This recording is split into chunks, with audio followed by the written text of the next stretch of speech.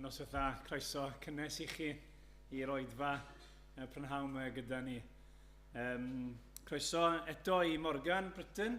Mae'n bod yn hyfryd cael cwmni Morgan heddi. Mae Morgan, fe'n dweud bod yn efo ylydd yn eglwys y bydyddwyr yn Rhefynwy. Ni'n dymuno bendith Duw ar y ti, Morgan, yn dy waith di. Ac yn edrych mlaen I glywed beth sydd gyda Duw I ddweud wrthon ni heno trwyddo ti, trwy air I ni. Cofiwch aros yn baned ar ôl roedfa, ac yna cyfarfodydd wythnos fel arfer cwrdd os Fawrth am 7:45 fan hyn, cyfledra fel emyn, gyda wyn ar-lein am 8 o'r gloch nos Iau, ac yna brecwas merched, bore dydd Sadwrn yn hyd Dewi Eleri am 9:30. Cofiwch eto am wyl yr Eglwys Newydd a Llon Gwynlais, a hefyd yr Eisteddfod, bydd angen gwirfoddolwyr ar gyfer y gweithgareddau gwahanol. Nes I sôn dan y bore yma, mae'n daflen fan hyn ar gyfer gwyl yr Eglwys Newydd a taflen fan hyn ynglyn â'r Eisteddfod. A os chi'n gallu helpu, yna os ydych chi dorri'ch enw ar un o'r taflenni yna I ddangos hynny, byddwn ni'n gwerthfawrogi'n fawr. Cofiwch hefyd bod ni'n gwneud rota bwyd ar gyfer y bythefnos nesaf dros Beryl a Selwyn. A os ydych chi ddim yn gallu rhoi'r manylion a chi dymuno helpu gyda hynny, effili rhoi'r manylion ar-lein os ydych chi weld Bethan Haf neu cysylltu gyda Bethan Haf. Byddwn yn gret. Mae castiad y mis yn mynd at waith Mudiad Efengyl y Cymru. A wythnos nesaf, os dyw e'n mynd, bydd Gwydion yn arwen I yn roedfa yn y bore a Dewi yn y prynhawn. Dyna'r coeddiadau, ni'n ni droi at Dduw mewn gweddi.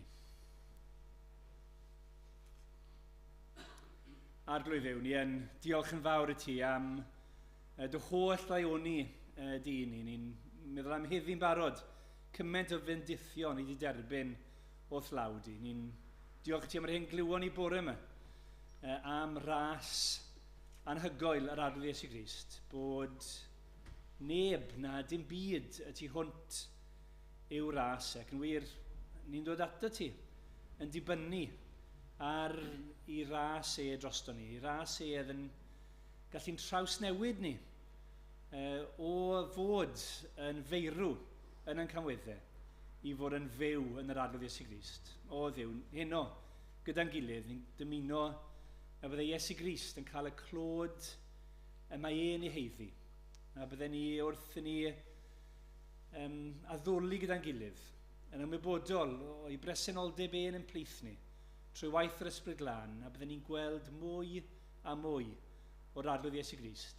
A defnyddio Morgan wrth fe agor y gair I ni.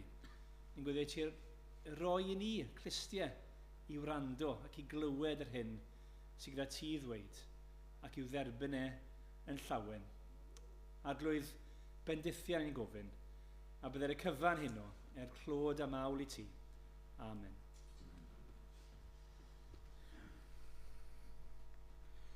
Wel, gad I mi dechrau trwy darllen I chi Psalm 130. Psalm 130 o'r dyfynderau y gweithais arnas o arglwydd.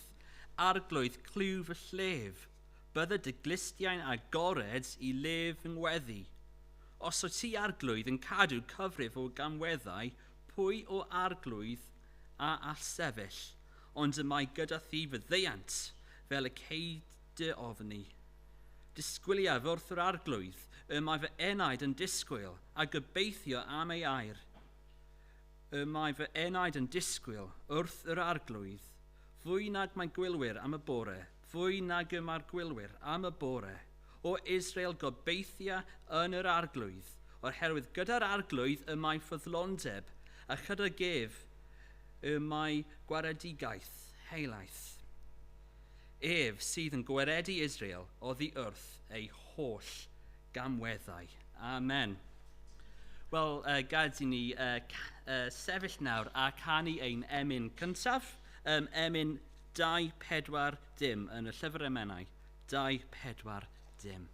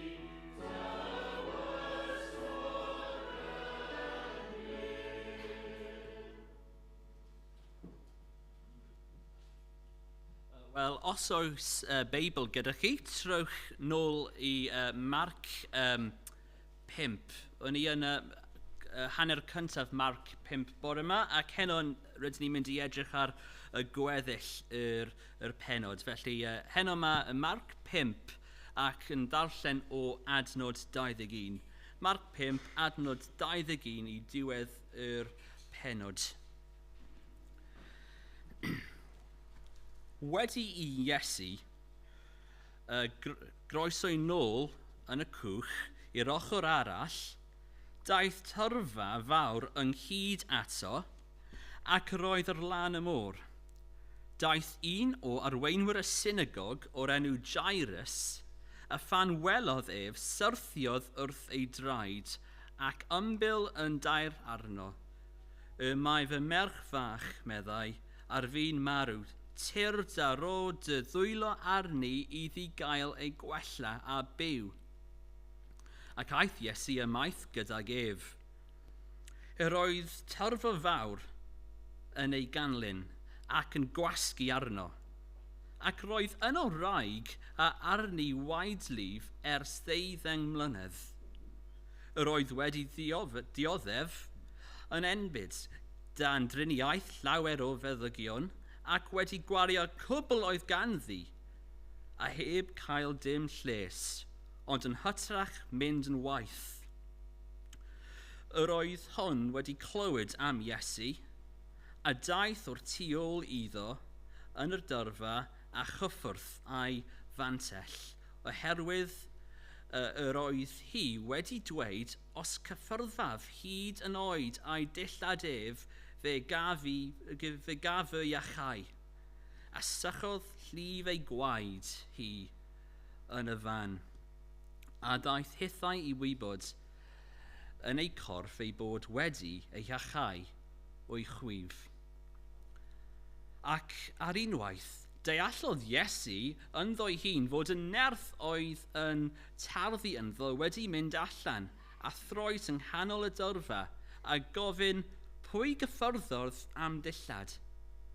Meddai ei ddisgyblion wrtho, yr wyt yn gweld y dyrfa'n gwasgu arnat ac eto gofyn pwy gyffyrddodd am mi? Ond daliodd ef i edrych o'i gwmpas i gweld yr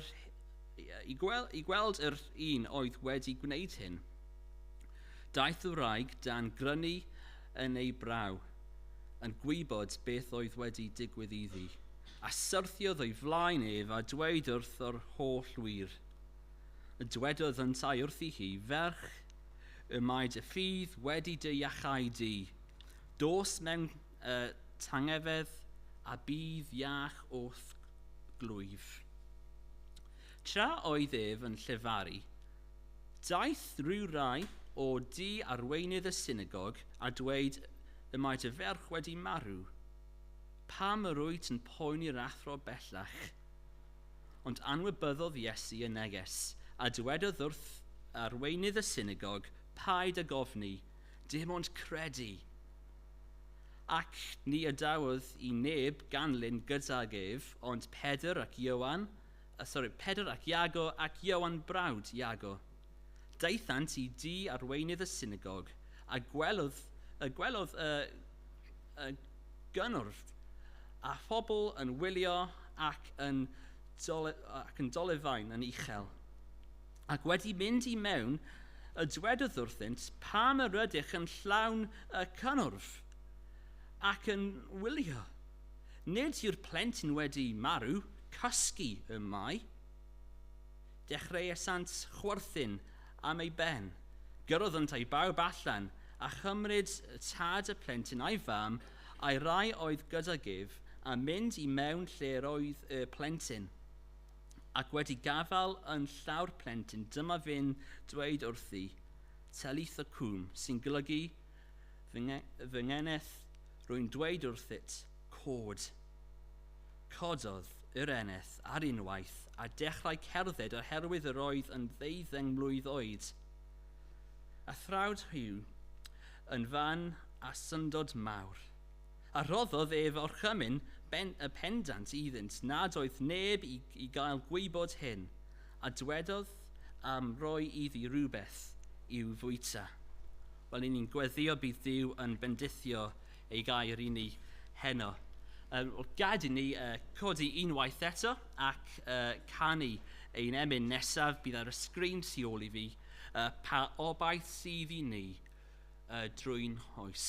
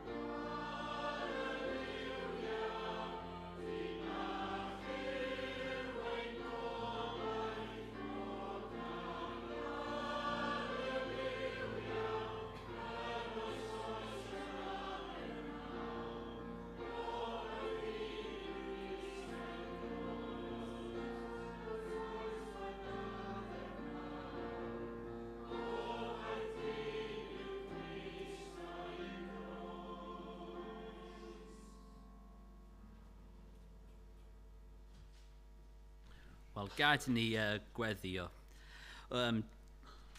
O Dduw, rydyn ni'n diolch i ti fod heno yma rydyn ni gallu cwrdd gyda'n gilydd ac addoli ti, y Duw holl alluog, y Duw sydd wedi creu popeth, y Duw sy'n gwerth, yr unig Duw sy'n gwerth addoli. Y diolch bod ti yn Duw sy'n llawn gras, ti'n Duw sy'n llawn cariad. Dwi ti ddim yn tri ni fel ni'n heiddi. Rydyn ni'n pechaderus a dydyn ni ddim yn heiddi unrhyw beth dda oddi wrth ti, ond drwy ti yn arllwys dy gras a dy maddeuant mewn i ein bywydau ni. Rydyn ni'n diolch i ti am hyn o arglwydd. Rydyn ni'n diolch i ti hefyd am dy fab, y Iesu Grist. Diolch fe wnaeth e dod yn dyn i'n byd ni, mewn cnawd dyn. Wnaeth e mynd trwy popeth rydyn ni'n mynd trwy, pob struggle, pob temptasiwn ni'n mynd trwy. Ond nath o dod allan popeth heb pechu unwaith, a felly fe yw'r dyn perffaith, yr unig dyn a all talu ein ddyled ni, ac diolch fe nath e wneud yna trwy mynd i'r groes. Iesu, rydyn ni'n diolch i ti bod ti wedi talu popeth. Rwyt ti hefyd wedi atgyfodi ar y trydydd dydd, wedi concro nid yn unig pechod, ond marwolaeth hefyd. Ac trwy roi ein ffydd ynddo ti, rydyn ni gallu derbyn bywyd tragweddol, rydyn ni gallu derbyn y bywyd yn y nefoedd gyda ti. Bydd gyda ni heno, ni'n gofyn o arglwydd, dangos dy fab Iesu Grist iddyn ni heno. Diolch bod ti yn Duw ffyddlon, ac rydyn ni'n gofyn i ti anfon dy ysbryd glân i ni heno. Gad ni teimlo dy bresenoldeb gyda ni heno, a helpa ni i edrych i Crist heno. Bydd gyda rai yma sydd yn drist ac yn y blaen, ac bendithia ni heno, ni'n gofyn, helpa ni nawr i addoli ti yn iawn. Rydyn ni'n gofyn hyn i gyd yn enw dy fab, Iesu Grist. Amen. Wel, cyn i ni dod ac edrych ar y darlleniad, gad i ni canu emyn unwaith eto. Gras o'r fath, beraeth sain, os oes gennych chi llyfr emyn 286 yw'r rhif.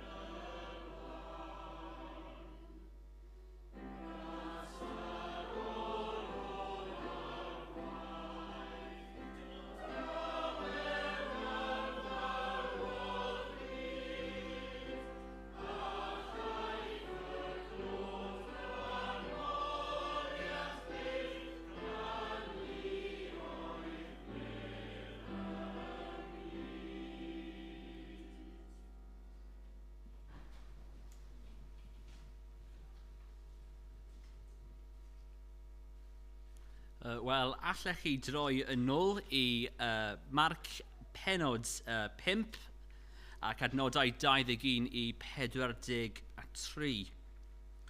Os oeddech chi yma bore yma, byddwch chi'n ymwybodol, edrychwn ni ar y hanner cyntaf yr penod yma, ac edrychwn ni ar Iesu ac sut nath o anfon mas o dyn y lleng o ysbrydion drwg. A mae Iesu yn dangos ei pŵer fyna, dydy, ac heno ni'n mynd i edrych ar un thema, pŵer Iesu. Yn ein ddarlleniad heno, mae gen ni dau person sydd yn rhoi eu trust, sydd yn ymddiried yn Iesu. Y dau pobl gwahanol iawn, ond nhw mewn undeb yn yr ffaith bod nhw mewn sefyllfa desperate. Nhw mewn sefyllfa ofnadwy ac anobeithiol, ac dim ond Iesu oedd yn gallu helpu. Ac mae'r un peth yn gwir am pob un o ni heddiw. Ni gyd mewn yr un sefyllfa yn ysbrydol ar pobl yn yr stori yma. Ac dal heddiw, dim ond Iesu sydd yn gallu helpu ni allan o'r sefyllfa rydyn ni mewn.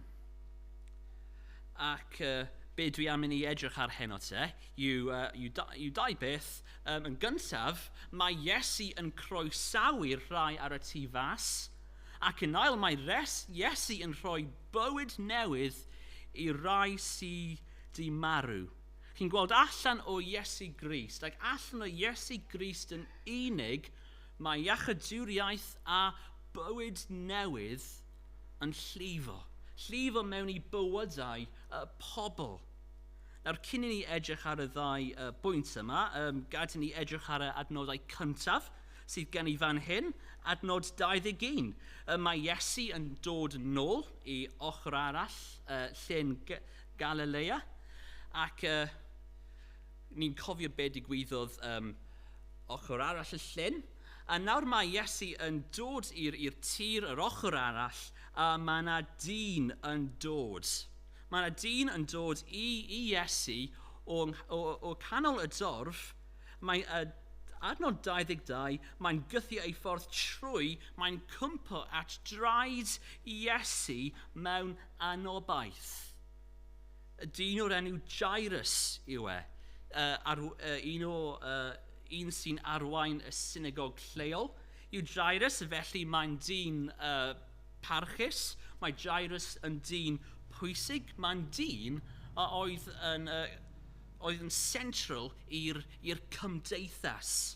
A felly mae'n sioc yn dydy i pawb pan mae'r dyn yma, dyn gyda dysgeidiaeth yn cwympo at draed rhyw sair ddi-addysg o Nazareth am help.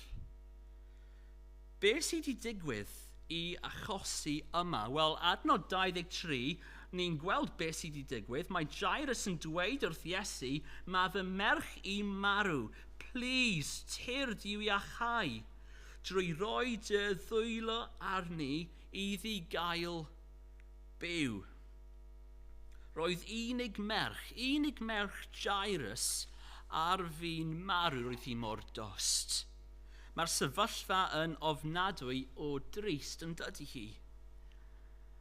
A siŵr o fod fel unrhyw tad sy'n caru ei plentyn, nath Jairus trio popeth yn ei bŵer i gwneud ei merch bach yn well.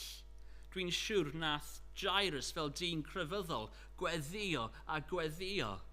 Dwi'n siŵr nath Jairus mynd i pob meddyg oedd o'r gael. Dwi'n siŵr nath Jairus gwario lot o arian ar gwahanol moddion, gyd i iachau ei merch. Ond dal roedd y merch yn sal iawn. Roedd hi ar fi'n marw, felly pwy all helpu? Wel, dim ond Iesu. Yn amlwg, roedd Jairus di clywed am popeth roedd Iesu yn gwneud. Roedd Iesu yn iachau pobl. Felly i Iesu mae Jairus yn dod. Mae Jairus yn rhoi ei ffydd yn Iesu fan hyn yn dydy e. Felly, gad i ni edrych ar ein pwynt cyntaf nawr te.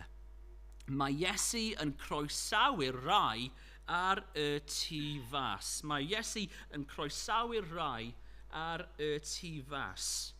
Ond mae Jairus di gofyn i Iesu, dewch gyda fi i achau fy merch, a mae Iesu wrth gwrs yn cytuno mynd gyda Jairus. Ond fel popeth yn ein bywydau ni, dydy'r taith i ti Jairus ddim yn syml. Mae yna torf eisiau dilyn nhw, yn amlwg achos mae Iesu mynd i gwneud gwirth arall. A felly mae yna torf yn dilyn nhw. Ac yn fan hyn, rydyn ni'n cwrdd â gwraig sy'n dioddef. Adnod 25 yn ei canol roedd gwraig oedd wedi bod â gwaedlif arni ers 12 mlynedd. 12 mlynedd. Mae yna'n amser maith i dioddef. A felly salwch gwir yw yma. Salwch ofnadwy. Mae hi wedi bod yn sal am y holl bywyd merch Jairus yn dydy hi. A cofiwch, dydy nhw ddim yn gallu bod mwy gwahanol, Jairus a'r gwraig yma. Jairus roedd yn dyn pwysig y canol y cymdeithas, roedd pawb yn nabod Jairus. Ac siŵr y fod roedd pawb yn nabod y gwraig yma, ond am resymau gwahanol iawn. Achos roedd hi'n fudur. Os roeddech chi'n gweld hi yn y stryd, byddech chi'n trio osgoi hi. Dyna pam roedd pawb yn nabod y gwraig yma. Ond nid yn unig ydy hi mewn y disadvantage achos gwraig yw hi. Achos mewn y cymdeithas Iddewig nôl yna, roedd menywod yn lawr y pecyn order. Ond achos ei gwaedlif, roedd hi'n gwraig oedd yn budur. Felly double whammy, really, i hi. Ond fel Jairus, roedd na neb arall allai hi droi i. Dim ond Iesu oedd yn gallu ei helpu hi. Ni'n gweld adnod 26, roedd hi'n dlawd hefyd achos doedd dim arian gyda hi, achos doedd hi wedi gwario popeth oedd gyda hi ar moddion ac yn weld â meddygion. Ac roedd sefyllfa hi yn mynd yn waith. Nawr doedd salwch hi, roedd salwch hi yn effeithio ei bywyd cymdeithasol hi.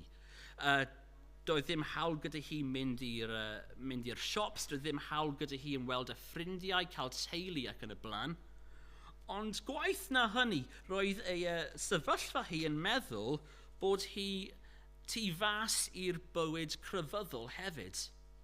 Yn ôl gyfraith Moses, os oedd gwaedlif gyda chi, fel oedd gyda'r y graig yma, doedd ddim hawl gyda chi addoli yn y teml. Doedd ddim hawl gyda chi addoli'r arglwydd gyda gweddill yr Iddewon. A felly nid yn unig ar wahân yn cymdeithasol oedd hi, ond ar wahân yn crefyddol. Dim hawl gen hi mynd i'r deml. A felly, mae hi'n darlun i ni, tipyn bach o be mae sefyllfa ni o flaen Duw. Yn dydy hi? Fel y rydyn ni, achos ein natur pechadurus, rydyn ni fel hi yn budur. Budur yn golwg Duw sydd wedi creu ni. Chi'n gweld, mae Duw yn sanctaeth. Mae Duw yn golau, mae Duw yn perffaith. Yn Duw, does na ddim byd drwg o gwbl. A felly o blaen Duw, rydyn ni yn budur, rydyn ni yn pechadurus iawn. Nawr, Duw neges yna ddim yn poblogaeth y dyddiau yma, yn dydy e? Mae rhan fwyaf y pobl dyddiau yma yn hoffi meddwl bod nhw'n dda. Neu ar ei gweithaf, ni'n neutral. Mae pechodau ni, os mae'n y fath beth a pechodau, yn just camgymeriadau bach ar ni gwneud yn ystod ein bywyd. Ond mae'r Beibl yn rhoi stori gwahanol iawn i ni. Pan rydyn ni'n pechu, nid camgymeriadau bach yw nhw, ond mae pechodau ni yn actio ar ein natur, ein natur pechadurus. Dwi ddim yn siŵr os chi erioed i chwarae lawn bowls, ond os ydych chi, siŵr o fod chi'n gwybod ble dwi'n mynd fan hyn. Mewn lawn bowls, mewn pêl lawn bowls, mae yna rhyw bias. Okay? Mae mwy drwm ar un ochr na'r ochr arall. Ac os chi'n trio rowlio pêl lawn bowls yn syth, bydd ddim yn mynd yn syth, bydd yn mynd ar draws fyna rhywle neu'r ochr yna. Dydy e ddim yn gallu mynd yn syth. Ac tu fewn i ni, mae yna bias pechadurus sy'n cymryd ni ei ffwrdd o ddiw ac tuag at y pechodau, tuag at y pethau rydyn ni eisiau gwneud, y pethau rydyn ni eisiau dweud, y pethau rydyn ni eisiau meddwl, y pethau ni eisiau gwylio. A achos hyn, rydyn ni ar gwahân i'r Duw sydd wedi creu ni i adnabod ef, a caru ef, a gwasanaethu. Ar un adeg, nath yr Apostol Paul ysgrifennu llythyr i grŵp o Cristnogion o'r enw y Colosiaid. A dyma be mae Paul yn ysgrifennu, y Colosiad 1:21. Nawr cofio, mae'r Colosiaid mae Paul yn ysgrifennu i yn Cristnogion ar adeg y llythyr yma, felly mae'n siarad am eu pechodau nhw fel mae yn amser y gorffennol. Mae'n dweud yma, y Colosiad 1:21 ydy, mae wedi cymodi chi hefyd. Chi oedd mor bell oddi wrth Dduw ar un adeg. Roeddech yn elynion iddo, yn gwneud pob math o bethau drwg. Ac rydyn ni hefyd, achos ein pechod, achos ein natur pechadurus, yn bell oddi wrth Duw. A dyma pam mae'r mab, y dyn, Iesu Grist yn dod mewn i'r byd yma. I allu dod yn ni sy'n bell o Duw yn ein pechodau yn agos unwaith eto. A mae Iesu yn gwneud hwn trwy marw ar y groes. Ar y groes mae'n cymryd ein pechodau ni. Mae'n cymryd y cosb ar ein rhan ni. Ac pan ni'n rhoi ein ffydd yn Iesu, ni'n derbyn maddeuant o fe. A dyna, a gyd sy'n rhaid i ni gwneud yw rhoi ein ffydd yn Iesu. A dyna be mae'r graig yn gwneud yn dydy chi. Chi gweld roedd y graig yma yn ymwybodol. Pwy oedd hi? Roedd hi'n ymwybodol bod hi'n graig budur. Roedd hi'n ymwybodol bod hi ar wahân i Iesu, bod hi ar wahân i Dduw. Ond roedd Iesu gallu trysio'r problem. Roedd gan Iesu y pŵer i gwneud yr amhosib. Felly mae hi'n edrych i Iesu i cael ei iachau. Mae hi'n edrych i Iesu i cael ei glanhau. Adnodau 27 i 28. Roedd hi wedi clywed am Iesu a sleifiodd y tu ôl iddo yng nghanol y dyrfa gan feddwl dim ond i mi lwyddo gyffwrdd ei dillad ca i fy iachau. A dyma ble mae rhywbeth anhygoel yn digwydd yn y stori yma. Mae hi'n ymestyn ei law mas, mae hi'n cyffwrdd ochr y dillad Iesu Grist, ac adnod 29, mae'r gweidi yn stopi. Mae'n stopio yn syth. Nawr, beth sy'n diddorol fan hyn yw'r ffaith bod os oedd unrhyw un yn cyffwrdd â hi, bydden nhw hefyd yn mynd yn budur. Ond dyna yn ôl gyfraith Moses. A dyna pam mae hi'n gwneud yr holl beth yn cyfrinachol, doedd hi ddim gallu fforddio i pobl gweld hi. Ond pan mae hi'n cyffwrdd Iesu, dydy Iesu ddim yn mynd yn fudur. Na, mae'r gwrthwyneb yn digwydd fan hyn. Mae Iesu yn iachau hi. Dydy Iesu ddim yn cael ei effeithio, achos allan o Iesu, allan o Iesu, mae iachadwriaeth, mae bywyd newydd yn llifo mewn i calonnau pobl sy'n rhoi ei ffydd ynddo. Ond cyn i hi cael cyfle i diflannu mewn i'r dorf, mae Iesu yn stopio. Adnod 30, ac mae e'n gofyn pwy gyffyrddodd fy nillad i. Nawr, mae'r cwestiwn yn cwestiwn od, achos mae yna dorf yna. Mae pawb yn cyffwrdd i Iesu fan hyn, siŵr o fod. A dyna yn union be mae'r disgyblion yn dweud wrtho fe. Ond mae Iesu yn gwybod nid cyffyrddiad cyffredin oedd yma. Wnaeth pŵer mynd allan o fe, mewn i bywyd rhywun. Felly roedd Iesu yn gwybod, nid cyffyrddiad cyffredin oedd yma, ond cyffyrddiad llawn ffydd oedd yma. Ffydd o rywun sy'n edrych am iachau, sy'n edrych am meddeiant. A felly dyma'r graig yn dod, braidd yn nerfus. Efallai y teimlo braidd yn eog, a mae hi'n cwympo at draed Iesu, ac mae hi'n dweud, fi nath cyffwrdd ati. Nawr am eiliad, rhowch eich hun mewn sgidiau Jairus fan hyn. Ydych chi di anghofio am Jairus? Wel, mae Iesu heb. Ond am nawr, mae Iesu moyn ddelio gyda'r graig yma. Mae hi'n dod, mae hi'n dweud fi nath wneud. Be mae Iesu mynd i gwneud fan hyn? Sut mae Iesu mynd i trin hi? Ydy e'n mynd i rhoi stwr i hi? Ydy e'n mynd i anfon hi i ffwrdd? Ydy e'n mynd i dod â'r salwch nôl? Wel na, dim byd fel yna. Mae Iesu yn trin hi fel mae'n trin pob pechadur sy'n dod ato fe mewn ffydd. Mae'n croesawu hi mewn i'w deulu e. Nodwch be mae Iesu yn galw hi.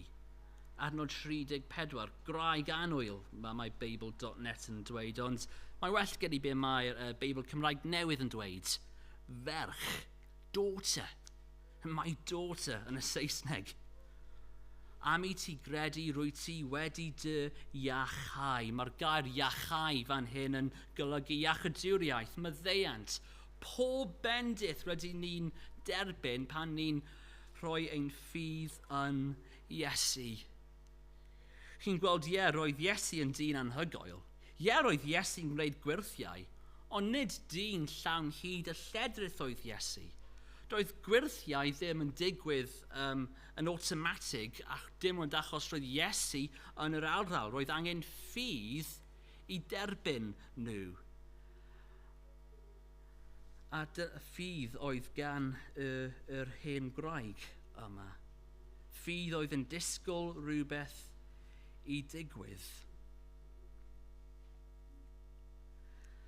Nawr hefyd, trwy stopio a gwneud ffws am y graig yma, mae Iesu yn dweud wrth pawb bod hi nawr yn glân. Hi nawr gallu delio gyda'r graig yma. Hi nawr gallu bod yn ffrindiau gyda hi.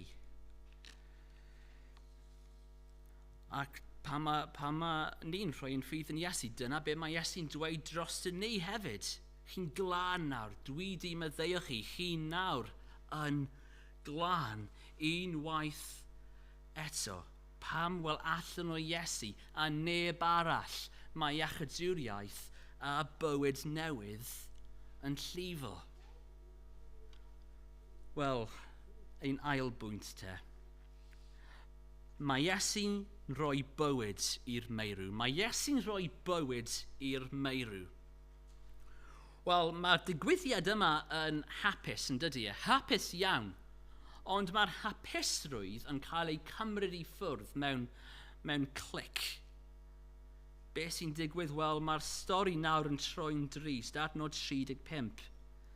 Ni'n mynd yn ôl nawr i merch dost Jairus. Mae rhywun yn dod o tŷ arweinydd y synagog ac yn adrodd y newyddion mae dy ferch ti di marw. Ac nodwch yr anobaith, felly does dim pwynt poen i'r athro ddim mwy. Nawr, unwaith eto, rhowch eich hun mewn sgidiau Jairus ar y foment yma. Dwi byth di mynd trwy rhywbeth fel yma, felly dwi ddim yn gallu trio dychmygu be mae fel clywed newyddion fel yma. Roedd Iesu bron yna. Roedd merch Jairus munudau i ffwrdd o cael ei iachau, ond nawr mae'n rhy hwyr. Mae'r oediad yma wedi achosi marwolaeth ei unig ferch. Cofiwch nôl yn Ioan 11. Wnaeth ffrind Iesu, Lazarus, mynd yn dost. Ac nath Iesu clywed, ond nath Iesu oedi, ac oedi, ac oedi. Ac pan cyrraeddodd Iesu, ti Mair a Martha, roedd Lazarus yn barod wedi marw, a maen nhw'n dweud wrth Iesu arglwydd, tase ti di bod yma, fydda fy mrawd ddim wedi marw. A siŵr y fod mae Jairus yn meddwl yr un peth fan hyn. Tase'r graig yma heb troi lan, bydd fy merch i heb marw. Ond nawr mae Iesu yn dweud geiriau o chysur iddo. Adnod 36, paid bod ofn, dalia i gredu. Paid bod ofn, dalia i gredu. Ac ffrindiau i ni, pan ni'n mynd trwy amseroedd anodd yn ein bywyd, pan ni'n ofni, mae Iesu yn cymryd ni i'r ochr a dweud wrthyn ni, paid bod ofn, dalia i gredu. Mae hyn yn gwir trwy'r amseroedd hawdd, trwy'r amseroedd anodd hefyd. A mae angen Jairus clywed y geiriau yma. Dydy Iesu ddim yn dweud wrtho fe, sori, mae'n rhy hwyr. Sori. Na, mae'n dweud, dalia i gredu, ac maen nhw'n cerdded tuag at ti. Jairus, nawr mae'r stori yn datblygu adnodau 37 i 40. Dim ond Pedr, Iago a'i frawd Ioan gafodd fynd yn ei blaenau gyda Iesu. Dyma nhw'n cyrraedd cartref Jairus ac roedd y lle mewn cynnwrf a phobl yn crio ac yn udo mewn galar. Pan aeth Iesu i mewn dwedwrth wrthynt, beth ydy'r holl sŵn yma? Pam dych chi'n crio? Dydy'r ferch ddim wedi marw, cysgu mae hi. Nawr mae lot o ysgrifenwyr diwynyddol wedi cymryd geiriau Iesu yn lythrenol fan hyn. Trio cymryd i ffwrdd gwir pŵer Iesu i gwneud yr amhosib. Ond ni methu cymryd yna, dwi'n meddwl, o gwbl. Achos mae popeth fan hyn yn pwyntio ni i'r ffaith bod y merch yma wedi marw. Mae yna pobl yna yn crio, yn gwneud sŵn. Yn gwneud sŵn mawr. Hyn oedd yr mourning procedures nôl yn yr amser yma. Felly beth oedd Iesu yn meddwl pan dwedodd e cysgu mae hi? Wel, dyma pam mae Iesu yn gwerth credu mewn. Dyma pam mae Iesu yn gwerth ymddiried mewn. Achos i Iesu, mae dod â rhywun nôl sydd wedi marw, nôl i fyw mor haws a ddyhuno plentyn bach o gwsg. Nawr i ni sy'n credu yn Iesu, mae hwn yn adnod sy'n llawn, o syniad sy'n llawn chysur yn dydy e. Gyda Cristnogion, rydyn ni yn saff hyd yn oed mewn marwolaeth. Hyd yn oed mewn marwolaeth rydyn ni'n saff. Ac un dydd bydd Iesu yn dod yn ôl. Ac os rydyn ni di marw cyn y dydd yna, bydd e'n atgyfodi ni ac dod â ni i byw gyda fe yn yr nefoedd a'r ddaear newydd. Ac os ydych chi angen clywed yna heno, wel, chi gallu cymryd yna gyda chi. Ond dwi am meddwl am hyn o ongl arall. Chi'n gweld fan hyn, mae pŵer Iesu dros marwolaeth lythrenol yn pwyntio ni hefyd i pŵer Iesu dros ein marwolaeth ysbrydol. Cofiwch nôl yn Colosiad, mae Paul yn disgrifio sefyllfa dyn yn ei natur, yn bell o Duw. Mae Paul eto yn Colosiad, tro yma Colosiad 2:13, yn dweud hwn. Pobl baganaidd o'r cenhedloedd oeddech chi, yn farw yn ysbrydol. Chi'n gweld yn naturiol, yn ein pechodau ni, mae'r Beibl yn dweud wrthyn ni bod ni wedi marw yn ysbrydol. Dyma'r sefyllfa ni'n cael ei eni mewn i. Rydyn ni'n cael ei eni mewn i marwolaeth ysbrydol. Wedi marw mewn anobaith gyda ddim pŵer i gallu helpu ein hunain. Ond mae Paul hefyd yn rhoi newyddion dda i'r Colosiaid, ail hanner yr Colosiad 2:13. Ond nath Duw chi'n fyw gyda'r Meseia. Chi'n gweld, yn y gorffennol roedd y Colosiaid yn marw yn ein pechodau nhw. Ond nath Duw gweithio ynddyn nhw, ac nath nhw dod nôl i fyw yn ysbrydol achos gras Duw. Mae gras Duw yn meddwl ni'n derbyn pob fendith o'r nefoedd dydyn ni ddim yn heiddi. A mae Duw te yn anfon Iesu, a mae Iesu yn siarad geiriau o bywyd mewn i'n calonnau ni, ac ni'n dod yn fyw unwaith eto. Mae hyn yn cael ei ddarlunio i ni yn yr adnodau olaf. Yna aeth yr thad a'r fam a'r 3 disgybl mewn i'r ystafell lle roedd y ferch. Gyfeilodd yn ei llaw a dweud wrthi talitha cwm, sef cod ar dy draed ferch fach. A dyma'r ferch oedd yn 12 oed yn codi ar ei thraed a dechrau cerdded y gwmpas. Roedd yr rieni a'r disgyblion wedi syfrdanu'n llwyr. Roedd gan Jairus ffydd. Roedd gan Jairus ffydd bod Iesu gallu iachau ei merch bach. Ond oedd Iesu gallu dod â hi nôl i byw ar ôl i hi marw? Siŵr y fod ddim. Ond mae Iesu gallu. Mae Iesu yn. Unwaith eto yn ôl y gyfraith, os oedd chi'n cyffwrdd â rhywun oedd di marw, byddech chi'n mynd yn budur. Ond dydy Iesu fan hyn ddim yn mynd yn budur. Na, mae Iesu yn gwrthdroi'r felltith fan hyn, yn dydy e. A dyna be mae Iesu gallu gwneud am pob un ohonyn ni heno yma. Ydych chi'n clywed ei llais yn dweud wrthych chi, cod fy mhlentyn.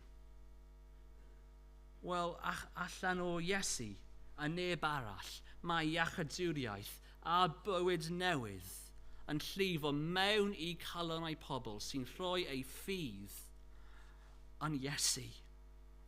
Chi'n gweld mae'r stori yma yn pwyntio ni y tuag at be rydyn ni fel yn ysbrydol. Nid yn unig ydyn ni ar wahân i Dduw yn ysbrydol, ond rydyn ni hefyd wedi marw yn ein pechodau. Dyna ein felltith ni. Ond mae gan Iesu Grist, y Iesu Grist yn unig, y pŵer i gwrthdroi hyn i gyd, a mae'n gwneud trwy ei groes ac ei atgyfodiad.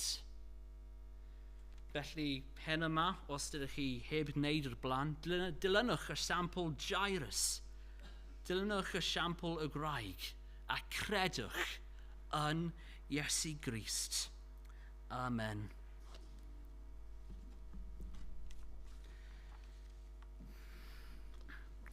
Wel, am y tro olaf heno, i ni mynd i codi un draed a canu emyn arall. Am fod fy Iesu'n fyw, os gennych llyfr emynau, 663 yw'r rhif.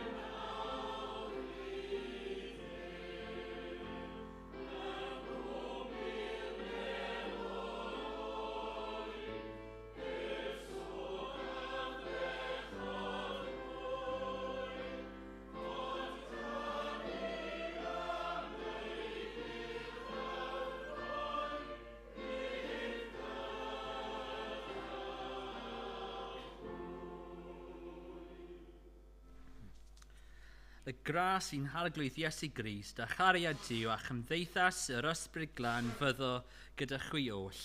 Amen.